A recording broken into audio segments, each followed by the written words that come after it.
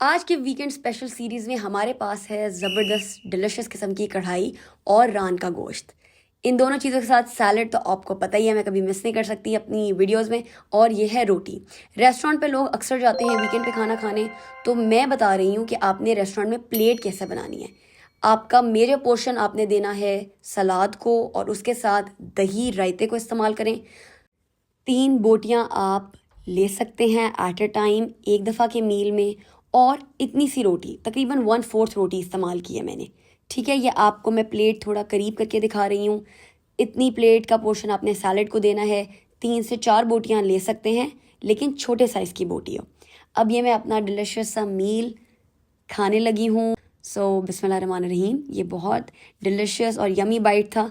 साथ साथ आप अपने सैलड को भी लेके चलें। इट्स अलॉट बेटर कि आप सैलड, जो भी चीज़ आप सैलड में इस्तेमाल कर रहे हो, उसको पहले खा